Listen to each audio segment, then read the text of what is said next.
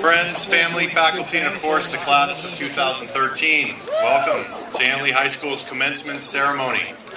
It's with great pride that I represent Annalee High School as the principal for the proceedings tonight. In reflecting on our school year, we've accomplished so much as a school. We've had amazing band and choir performances,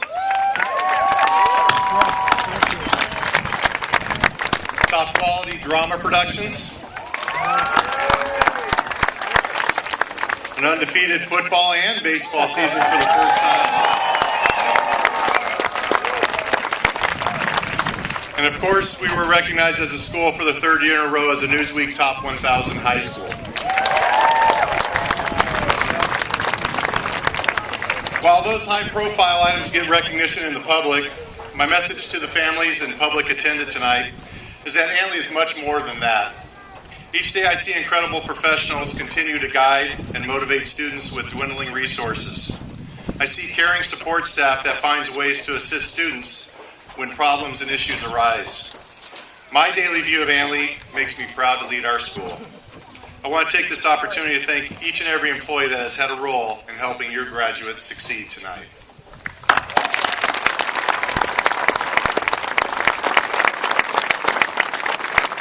Class of 2013, on behalf of the faculty, staff, and supporters of Annalee High School, best wishes in the challenges you face and triumphs you celebrate.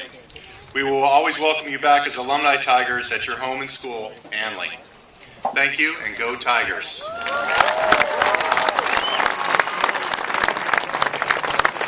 To get this show started, I would like to introduce our first commencement speaker, Mr. Kota Mizutani.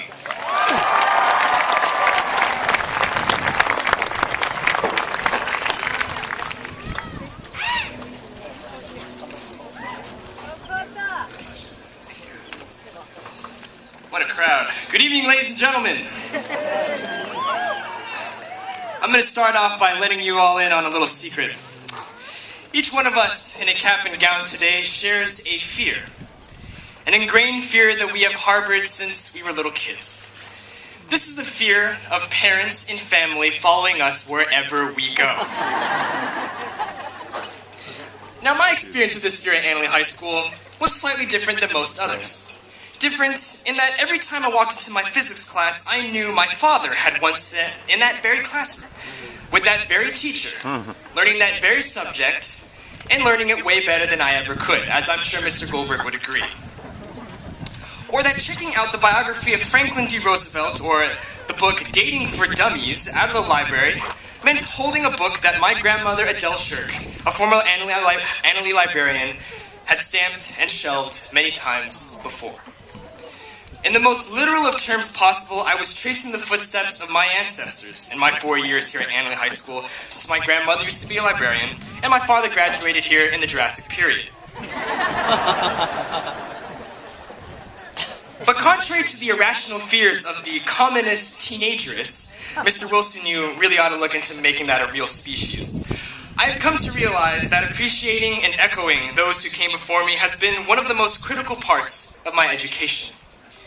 Now at this point, I'm sure some of my classmates are thinking, man, that's exactly what every single social studies teacher told us at the beginning of the year to justify why we have to learn history. But when I say honoring those who came before us, I do not mean honoring and reflecting the likes of Martin Luther King Jr. or George Washington. I mean learning from those people that connect or have connected to us directly and stand up for what they believe is right, even if what they do is seemingly insignificant. In life, all of us here will not be presented with the same opportunities, and not all of us will grow up to be legendary leaders. But no matter what college we attend, what career path we end up following, or the details of the lives we choose to lead, all of us here are graduating from Annalee with the incredible ability to contribute positively to the world. While I thought of the ghosts of my younger grandmother and father following me through the halls, I also thought of a former Annalee teacher, Mr. Irish. Mr. Irish was the kind of guy who did something great without giving a big speech or organizing a big march. Teaching at Annalee following Japanese-American incarceration during World War II, Mr. Irish took it upon himself to escort Japanese-American students home because he opposed the discrimination that these students faced. While escorting them home, Mr. Irish was verbally assaulted and even shot at. But when later asked why he had risked his life and his job to protect these students, he said, because it was the right thing to do. Because it was the right thing to do. Mr. Irish is my inspiration, and we all have a Mr. Irish in our lives. Someone who, without glamour and recognition, did or has done something seemingly minor to stand up for what they believe is right.